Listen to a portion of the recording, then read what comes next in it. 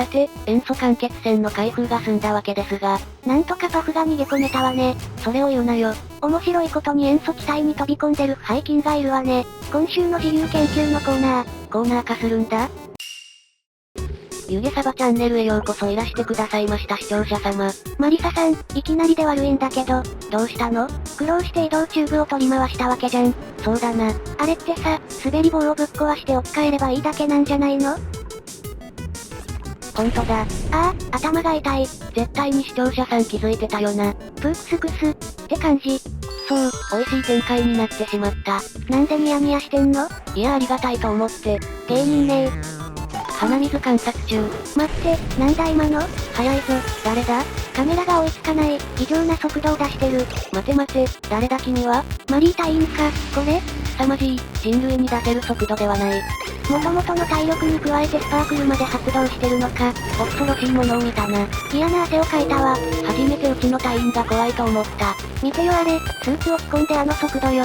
マリー隊員は確か第2世代。この分では第1世代がどうなってるのか知りたくないな。高速移動にも程がある。移動チューブいらないのでは？いや、全員がスパークル常時発動でもない限り必須だろう。すごいものを見た気がする。少しおえってなった。凄まじい速度だったわね。怖い。さて、塩素間欠泉の開封が済んだわけですが、なんとかパフが逃げ込めたわね。そうだな、あとは切符農園長の仕事場を考慮しつつの掘り抜きだ。下水の消毒はどこに設置すんの？右上にしようかと。なんとなくだけど。まあ天然タイルが少なくて壁際なら良いんじゃないの？塩素の充填も済ませたいし、休眠期のデータも取りたい。やることは山積み、と。そういえばやかましパフ選手ってパフプリンス選手が必要なんだっけ？まとめ見てきた。ちょっと微妙な表記かも。なんでやねん。これを見てもらえる？変異種の発生条件か。これがどうしたの？親となるパフの近くにパフプリンスがいると生まれる確率が上がる。つまりパフからの変異の条件じゃないかってか。そう。やかましパフの卵の継承確率の話じゃないみたい。どう考えればよいんだこれ？考えるも何もデータがないのよ。何のデータ？生まれる確率が上がってるというデータ。それはあれだな、比較にならないな。ってことでトーコロニーではやかましパフ選手の卵は 67% の確率でやかましパフ選手になるという点にかけて境内飼育します。なんだろうな、レイムさん。プどんぐり問題が頭をよぎって背筋が寒いんだが。奇遇ねマリサさん、私もよ。廃菌と花粉の戦いが壮絶だな。我が花粉軍団が優勢のようね。バジのつぼみ量産の暁には廃菌などひねり潰してくれるわ。量産の当てはないけれども、それを言うなよ。面白いことに塩素気体に飛び込んでる腐敗菌がいるわね。無茶しやがって。あとはパフ厩舎も花粉まみれにしておきたい。そうね、あそこが残ってると色々と面倒だから。あれ？どうしたの？パフに腐敗菌を吸わせるとヘドロも汚染されるんだっけ？そういう記載はないみたいだけど。今週の自由研究のコーナー。コーナー化するんだ？やらかしのコーナーとかよりはやりやすくない？まあな。ということでこのような環境をご用意しました。菌まみれの汚染酸素です。軽いグロ画像なのでご注意ください。少し体が痒くなるかも。はいドーン。ギャー。自分でやっといてなんだが壮絶な絵面だ。怖かった。あとはここにパフ選手を投入するだけね。パフ容疑者な。疑われてて草。ほい、習慣。扱いがひどい。あとは行動を監視するのだ。人権とは一体。容疑者が何かを落としたぞ。帰ってきなさいよ。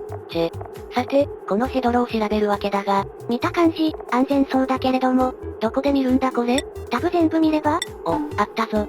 無菌だ。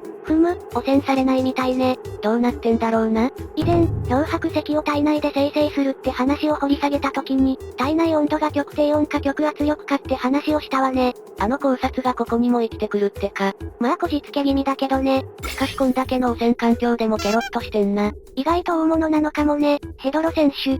よし、パフ選手、疑いは晴れた。帰ってよいぞ。横暴ね国家権力とは格あるべきだ。怒られるわよ。宇宙ポイ配管、機体の部が稼働を開始したぞ。これで左下の火星バイオームを滅ぼせるわね。吸気量と相談だから、あまり無茶は聞かないけどな。事前にテストしましたが溜まっていた塩素は無事に除去してくれました。水素の上昇力にどこまで食らいつけるかが問題だな。電力と相談しつつ、今後は各所に設置して汚染酸素等の除去に当たります。フィルタリングベントもつけたし、誤作動しても平気だし。後の問題は電力ね。どうしたもんだか。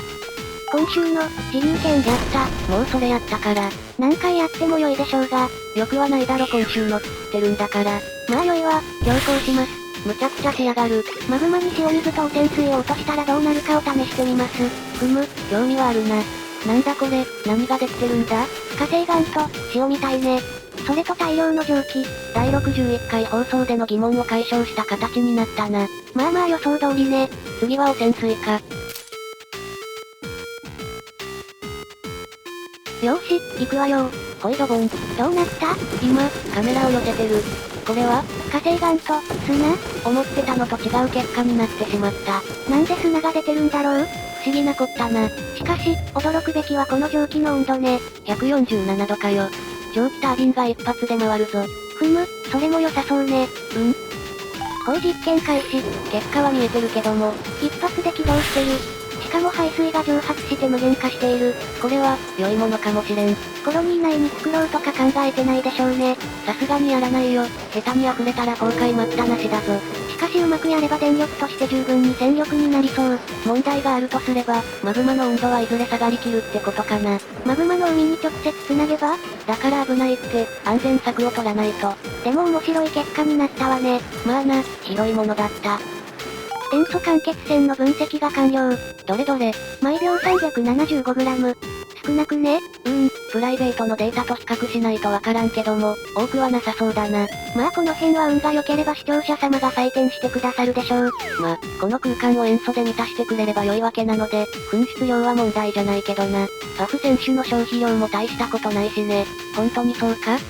何それ怖いんだけど。何々、1サイクルにつき塩素30キロを消費。